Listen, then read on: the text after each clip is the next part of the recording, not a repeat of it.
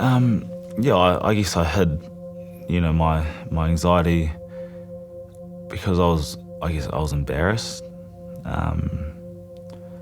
I thought that if I told someone, they'll think I wasn't normal. I would think that they wouldn't think good things about me. And I remember, like, heaps of times, I would get to a point like, I'm going to build the courage, I'm going to go tell this person. And then I'd go to start the conversation and just freak out and be like, and just change the subject. I think the biggest thing was embarrassment and just thinking that people would think differently of me if I told them I had this.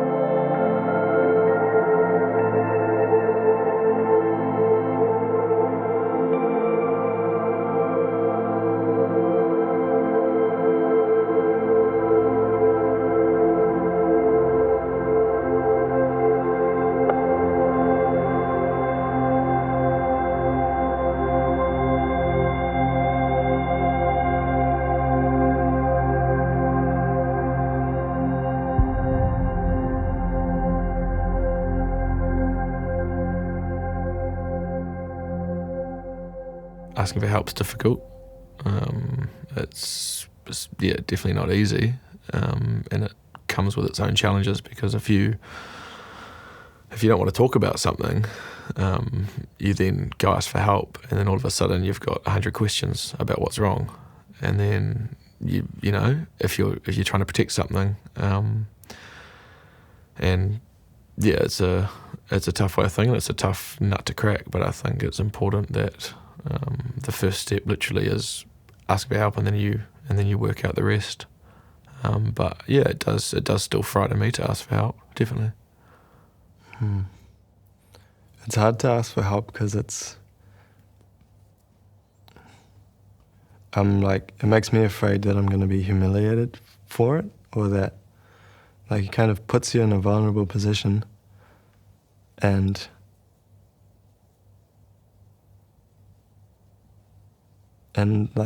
one way of feeling better, I think, is to put others down, right? We all know that and have experienced it on both sides. And so there's always a chance of that happening if you out yourself to someone. And say, express your fear, or, actually I feel depressed, or I feel sad, or I don't feel good enough, or, not that it's going to come out that clearly anyway, but... I suppose asking for help in the past, it came with the fear that perception of me, expectation of me, I suppose wasn't being lived up to, but I think reality of that was that it's not the case, because the people I'd ask for help, I don't think would be the ones that would judge me anyway. So it's something I've probably learnt over time, is just need to, I suppose, just trust the people that are close to you, because there's probably a reason they're close to you. The first point of call when an issue arises in my life is definitely myself. I don't know, I just don't want to be a hassle. So I'll just try and fix it. But I think I've gotten a lot better at realising when it's beyond my... I don't have the capacity to sort it out. And I think that's what a lot of people need to identify in themselves, is when an issue is too big for them to handle alone.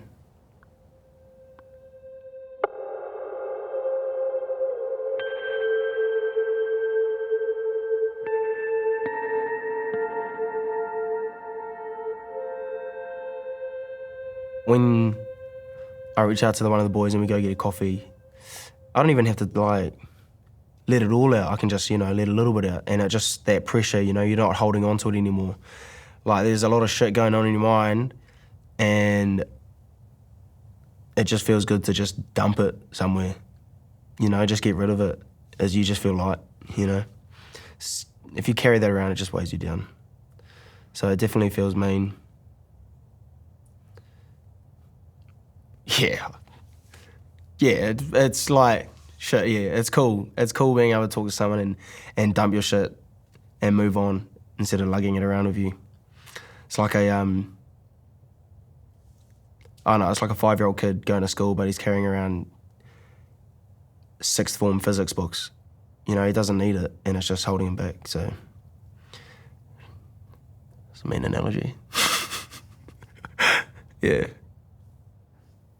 Well, when you feel vulnerable and you share why with people that you trust, I think it makes it easier, and I think it's important because then they understand what's really going on anyway. So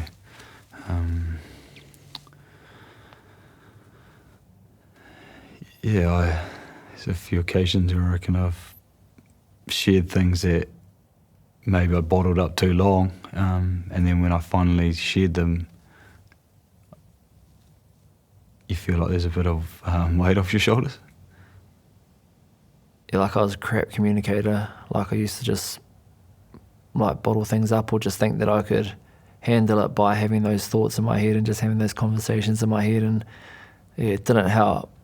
It like just made it worse. So for me now, like when I'm struggling, like I'm happy to talk about me being like in a shit position or struggling with something to someone that I trust and care about, and or there could be a psychologist or someone who can offer professional help, because I need it.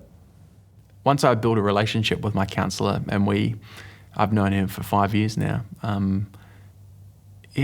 it's been awesome to